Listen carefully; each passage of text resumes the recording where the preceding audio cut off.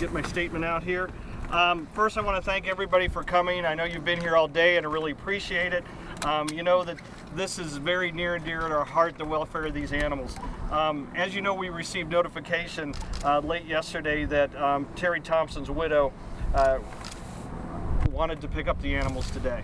Since these are animals without the law that we currently have, or the law we don't have at the current time, these are private property.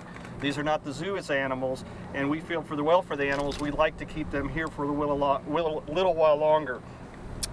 Our experts, with the help of ODA, or the Department of Agriculture, Department of Natural Resources, the Governor's Office, USDA, and many others, Muskingum County, have been working to try to find a way to continue to observe these animals. I'm really happy to say that thanks to that teamwork, Director Zeringer issued an order of quarantine, and that means that the animals will be staying here until the Department of Agriculture decides they can leave. Let me read the statement for Director Zeringer for you. Based on the information I received from the Division of Animal Health at the Ohio Department of Agriculture, and also zoo officials, a veterinarian on my staff today issued a quarantine order based on my authority under Ohio Revised Code 941.07. The order only reflects the animals recovered from Muskingum County currently being held at the Columbus Zoo facilities. This quarantine will allow ODA an opportunity to conduct a full and appropriate investigation as to the health status of these animals. Based upon the results of this investigation, ODA will take further steps that may be required to protect the animal health within the confines of Ohio law. Simply put, the Ohio Department of Agriculture has ordered us to hold these animals until they tell us to release them. Mr. Schmidt, is there actually something wrong with these animals, or is this just a way to keep hold of them? Anytime we bring an animal on property, an accredited zoo brings an animal on property, the animal is placed in quarantine. Part of that quarantine is observation of its behavior, observation of its physical outlines. And the other part of it, which we have not done because we have not been allowed, is to take blood work to see if there are any infectious diseases this animal may have. That's why it's been put in quarantine at our zoo hospital up to this time.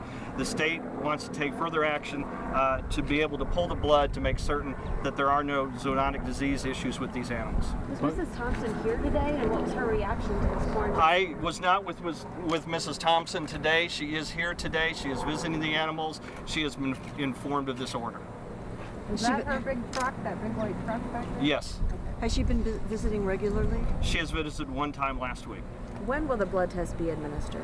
That is up to ODA. You'll have to contact ODA to find that out. Let me see if I can give you the number here if you'd like it. It's Andy Ware at the Ohio Department of Agriculture. You can get that number from Patty Peters if you'd like. When was the decision made to work with ODA to quarantine the animals? We've been working with the Department of Agriculture, Department of Natural Resources, Governor's Office from day one on this entire issue, starting last week in Zanesville.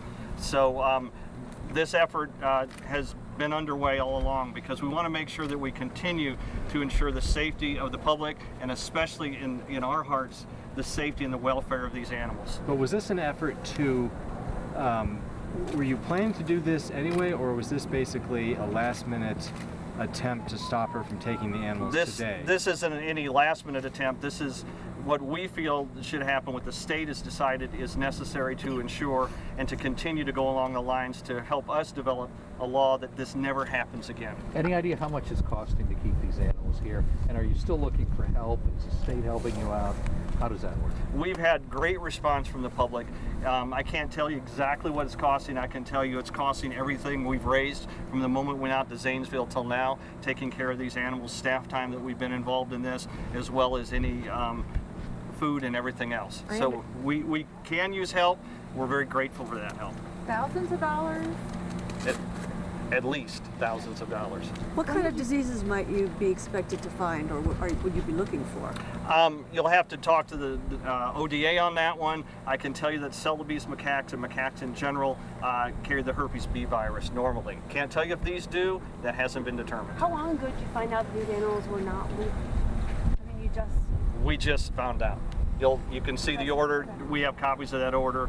We literally just found out not moments ago, but a little while ago. When did she get the order? Did she get the order when she got here? When she got here, yes. Is there And I understand she can appeal that decision. Did she or her attorney express that they would be doing so? They expressed that they feel these animals belong to her and she wants to exercise her rights. Anything beyond that, you'll have to talk to her attorney or Mrs. Thompson. Is there any chance that we could see the animals? No.